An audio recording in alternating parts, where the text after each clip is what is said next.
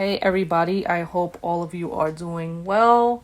For today's video, it is going to be another Vera Institute of Justice article that I found. I was actually trying to find out more information on Puerto Ricans here in the States that have been incarcerated, and this kind of sort of gave me an answer as to why I can't figure that out as easily as I would like to. So this article is called Racial Disparities in Jail Incarceration Rates Narrow, Though Large Disparities Still Persist. Now, this came out on February 26th of 2018. So for this type of research, this is actually, pretty recent. So I'm just going to start off here, and then I'm going to kind of like give my thoughts about this and about some other things at the end of the article. Okay, so New York, New York. Race matters in incarceration in the United States, and the disproportionate number of people of color, especially Black people, in our prisons and jails have become a defining feature of mass incarceration. However, while Black people are still overwhelmingly overrepresented in local jails nationally, a surprising trend has emerged. Black incarceration is falling while white incarceration is on the rise. Okay. Now, the object of me speaking about this is not to kind of make, like whites out to be any sort of victims or anything. I'll get to the reason as to why I'm speaking about this in the end. Divided justice. Trends in Black and white jail incarceration, 1990 to 2013. A new report released today from the Vera Institute of Justice, supported by the MacArthur Foundation Safety and Justice Challenge, provides an analysis of these trends, hypothesizes how criminal justice policies and practices in particular regions might have impacted white and Black jail incarceration rates, and also proposes a remedy to fill the current gaps in knowledge due to a scarcity of data collection on the racial breakdown of jails. The story of mass incarceration in the United States is a story about race. Now, I know that there's a lot of people that don't want to talk about race, but unfortunately, that is especially how this country operates, said Fred Patrick, director of the Center of Sentencing and Corrections at the Vera Institute of Justice. Like all stories about race in America, however, the chronicle of incarceration's shifting path is a complicated one, and we hope this report helps open the door to understanding and reckoning with it in full. Understanding the changing narrative about race in local justice systems and how it varies from place to place is a critical task for all who care about equity, justice, and safety, and so who seek to improve the justice system. Key findings on the shifting trends in Black and white incarceration include: Black people remain 3.6 times more likely to be incarcerated in local jails nationally than white people. However, between 2005 and 2013, the Black jail incarceration rate declined by 20% nationally, and the number of Black people held in jails declined by 12%. Black incarceration in urban areas are witnessing steep declines, but there is only nominal change in rural areas. Incarceration rates for Blacks peaked in 1996 in both urban and suburban jurisdictions before witnessing steep declines after 2005. Dropping 30 and 22% respectively. Smaller jurisdictions experienced sharp growth into the late 2000s before rates also dropped by smaller magnitudes, just 14% in small medium metros and 2% in rural areas compared to 2008. In contrast, nationwide between 1990 and 2013, the jailed white population doubled. However, those numbers are being driven mostly by growth in white incarceration rates in rural areas and small cities, and regionally in the South. Some jurisdictions do not regularly collect demographic data to analyze the rates of Latinos, Hispanics in their jails. So people who come into contact with a local jail and identify as Latino are often categorized as white. Now, that is the main reason why I wanted to speak about this article. Once I saw this, I said, holy shit, this is important, especially for this channel, especially with the things that I talk about.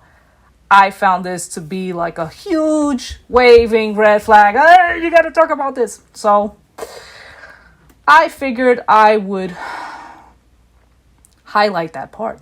And that's why I'm still talking right now, because that's the main focus as to why I wanted to talk about this article. This may account for some portion of observed increases in white jail incarceration rates in some places. Declines in both white and black jail incarceration rates in urban areas may be because cities are often better positioned than other areas to realize the promise of programs such as drug courts or pretrial drug treatment diversion programs, since metropolitan areas are often endowed with a rich array of community-based treatments and other services with which criminal justice agencies can partner. Rural areas, where white jail incarceration rates have been on the rise, may struggle to support many popular diversion programs due to shortage of trained addiction professionals and lack of nearby drug treatment services and other social service programs, such as supportive housing. Anecdotal evidence also suggests that smaller, less diverse areas may be slower to adopt jail reduction strategies due to geographic and cultural distance from what are often urban-based, urban resource, and urban-focused criminal justice reform efforts. The current opioid crisis, which is largely concentrated in rural communities and largely affecting white people, may also have led to an increase in criminal justice involvement. An estimated 1/3 of all individuals addicted to opioids, over 200,000 people, pass through America's correction system each year. The reasons behind these trends are not clear. This in large part due to challenges surrounding the collection of jail data about race and ethnicity.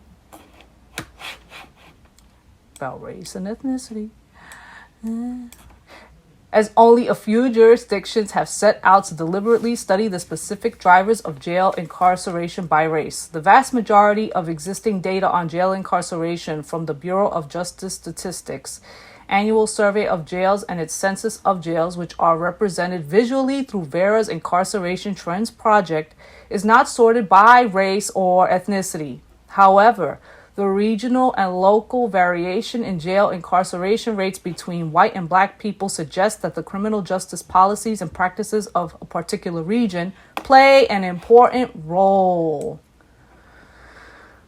Some regional factors to consider include: some jurisdictions do not regularly collect demographic data to analyze the rates of Latinos/Hispanics in their jails, so people who come in contact with the local jail and identify as Latino are often categorized as white. Kind of reminds me of the video that I did a few days ago, and I had Dominican Renaissance. Some people like Dominican Renaissance. There's people who don't like Dominican Renaissance. People make fun of Dominican Renaissance. One of the comments that he made was he had filed a police report, and it was about I think it was like lost property. He lost something. I don't know if it was his wallet he lost. He basically lost something, and when he filed the report, he said that the officer who took the report identified him as white. And, it was basically him saying a joke, but at the same time, him telling the truth. I thought it was hilarious when he said it, and I'm sure he himself thinks it's hilarious to a degree. And the reason why I say that is because we oftentimes make fun of Dominican Renaissance for him associating himself with European culture, Spanish culture, and basically wanting to align with that, which, people argue for and against and whatnot. And this is contrary to how he looks, his phenotype. But it's not even just his phenotype. He said that it was a white officer who categorized him as white. Okay? And now, how is that skewing the prison population?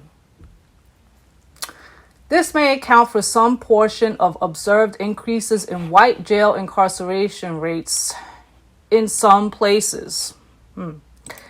Declines in both white and black jail incarceration rates in urban areas may be because cities are often better positioned than other areas to realize the promise of programs such as drug courts or pretrial drug treatment diversion programs, since metropolitan areas are often endowed with a rich array of community-based treatment and other services with which criminal justice agencies can partner. Rural areas, where white jail incarceration rates have been on the rise, may struggle to support many popular diversion programs due to a shortage of trained addiction professionals and lack of nearby drug treatment services and other social service programs, such as supportive housing. Anecdotal evidence also suggests that smaller, less diverse areas may be slower to adopt jail reduction strategies due to geographic and cultural distance from what are often urban-based, urban-resourced, and urban-focused criminal justice reform efforts. The current opioid crisis, which is largely concentrated in rural communities and largely affecting white people, may have also led to an increase in criminal justice involvement. An estimated 1/3 of all individuals addicted to opioids, over 200,000 people, pass through America's correction system each year. Better data on race will enable the necessary analysis to uncover the reasons for recent jail trends and focus the attention of policymakers and the public on appropriate reform, said Lori Garduque, Director of Justice Reform at John D. and Catherine T. MacArthur Foundation. We hope this report will spark renewed effort to more deliberately and comprehensively collect data on race in jail and incarceration nationwide, and that it leads to the development of nuanced, effective alternatives to our country's over-reliance on incarceration. If we want to effectively reduce jail incarceration across the country, we need complete and accurate data that centers on race and provides a picture of how racial disparities within the system work. These issues can be solved by collecting more race and ethnicity data about jails, measuring and studying how system actors exercise their discretion, and expanding research approaches to examine root causes. But data is not a panacea for racial disproportionality. It is only a tool for tracing each group's pathway to the jailhouse door. Once those drivers of jail incarceration are better understood, potential ways to close that door will likely become more apparent. Now, the reason why I wanted to focus on this is because how is it then that Latinos are being judged at all within the prison system? Like, it's just more proof that we're not being represented. And how are we being represented? When I think of this, I think of and I mentioned this in the other Vera Institute article that I read last week, where I was basically talking about how my husband knows of a few Puerto Ricans who are as white as me, or as light as me. Some of them are darker than me, but all of them are classified as white. Okay, and these people some of them are doing 20 plus year bids, some of them are doing life sentences. Okay, and it just kind of proves that while I know that there's a lot of Latin people on here that don't like to talk about race and that, that this country is too race obsessed, it is. Unfortunately, that is the way this country operates. However, in this case, the way things are skewed, because we often talk about how Latinos are classified as white and how this can quote unquote benefit the white population. In this case, this is not benefiting the white population, is it? This is actually making white people not look favorable, right? Because if they're starting to outnumber a certain group in a negative way, and by adding us into their group, it's affecting them in a negative way, how is this necessarily benefiting them, right? So I think that we really do have to take that into consideration. And it's crazy because you would think like how many of these people who are whatchamacallit, who are Latinos and who are black, how many of them are being classified as black, and we don't know that, right? If you have Dominican Renaissance on the one hand saying that there was a police officer identifying him as white, how many other Dominican Renaissances are out there that are incarcerated, that are identified as white? Okay. And this is kind of, it kind of goes back to where I'm always saying how I want Latinos to be their own race. Right? Because I think in this case, if we were just representing ourselves and we were just in one bucket, we would have, there would be certain levels of funding that would help us in the prison system, right? So anyway, I thought that this would be a good read for my channel. And it's just kind of like, because of the narrative that's always pushed that our numbers are quote unquote benefiting these groups, and in this case, our numbers are not benefiting white people. So then how goes that? And it's also not benefiting us either, right? And that's it. I think I'm going to go for now, and I will see you guys in the next video. I hope that all of you are safe. I hope that all of you are healthy. We're living in some crazy times, and I hope that you guys take care of yourself, and I'll see you all in the next video. Bye.